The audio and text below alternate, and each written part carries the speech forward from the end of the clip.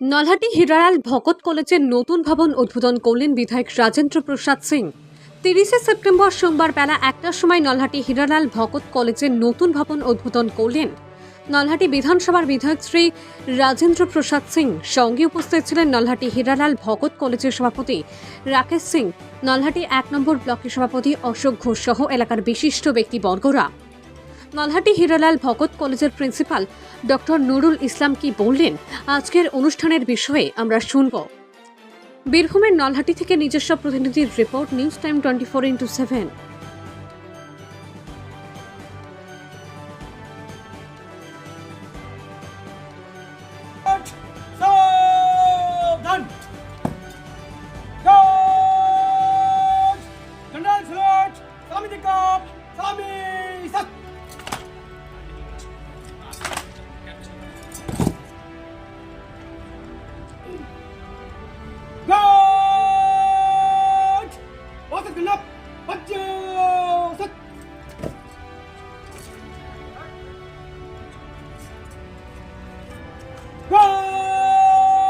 বারবার পয়েন্ট মানেই এক নতুনত্বের জবাব।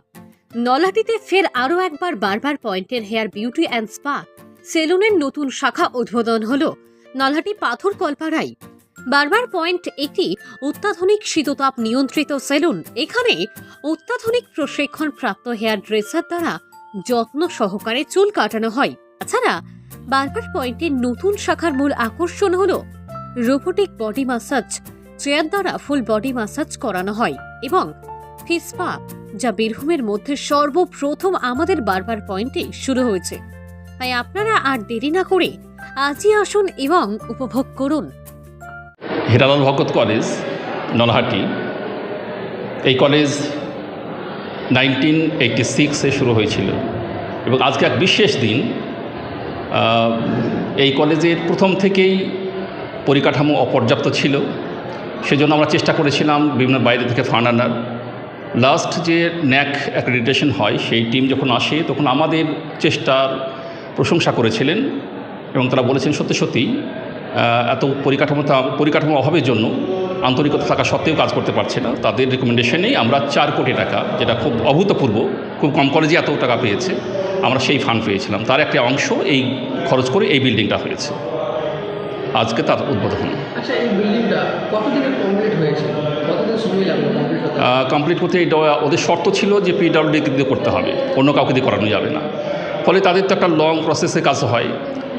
ফলে এটা শুরু হয়েছিল 19 সালে প্রসেস শুরু করি, সেটা সুসম্পন্ন হয়েছে গত 3 মাস আগে এবং আজকে তার উদ্বোধন। তো এই যে কলেজ, এত বড় একটা কলেজ হয়েছে, এখানে কী কী কাজ মানে পড়াশোনা হবে, কী কী রুম রয়েছে, তারপরে কী কী পড়া মানে কাদের জন্য এই রুমগুলো করা হয়েছে? না, এই বিল্ডিংটা মূলত আমরা করেছি অ্যাডমিনিস্ট্রেটিভ বিল্ডিং হিসেবে, যদিও সবটাই লাগে না অ্যাডমিনিস্ট্রেশনে। নিচে তলাতে আমাদের প্রিন্সিপাল চেম্বার থাকছে, অফিসগুলো থাকছে, ওপরে টিচার্স কমন রুম আছে, অডিটোরিয়াম আছে, অডিটোরিয়াম বলতে কনফারেন্স হল আর কি, আর তাছাড়াও কিছু ক্লাসরুমও আছে। তো মূলত আমাদের যে অভাব ছিল তার কিছুটা হলেও পূর্ণ হবে আশা করছি। তাহলে এই যে আপনারা যে মানে ফান্ডটা পেয়েছিলেন, সেটা পেয়ে তাহলে আজকে রুম হয়েছে, তাহলে আপনারা খুশি? তাহলে আমরা খুবই খুশি এবং আমরা আরও চেষ্টা করছি। আরও একটা ল্যান্ড কিনেছি আমরা, এটা অত্যন্ত কম জমি আছে এখানে, ফলে আরও প্রায় 6-7 বিঘা জমি পাশে 500 মিটার দূরে আমরা কিনেছি। সেখানে ভাবছি অনেক কিছু ডিপার্টমেন্ট ঘরে নিয়ে যাব, কারণ এখানে প্রায় 5000 ছেলে মেয়ের জন্য এইটুকু জমি এবং এই পরিকাঠামো পর্যাপ্ত নয়। আমরা সেটাও চেষ্টা করছি। জমি আমাদের যে পাশে কেনা হয়েছে সেটা ইতিমধ্যেই আমরা মাটি ফেলেছি, রাস্তা বের করেছি এবং খুব শীঘ্রই আশা করছি কিছু ডিপার্টমেন্ট ওখানে নিয়ে যাব। আজকে তো উপস্থিত থাকার কথা এই জেলার প্রশাসনিক প্রধান, জেলা শাসক থাকার কথা ছিল, আমাদের মহকুমা শাসক থাকার কথা ছিল, সেই সঙ্গে মিনিস্টার, আমাদের এই জেলার একমাত্র মন্ত্রী চন্দ্রনাথ সিনহা বাবু থাকার কথা ছিল। কিন্তু দুর্ভাগ্য, হঠাৎ করে সিএম কোনো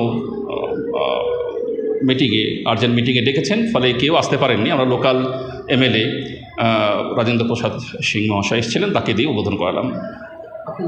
আমার নাম ডক্টর নুরুল ইসলাম, অধ্যক্ষ হিরালাল ভকত কলেজ।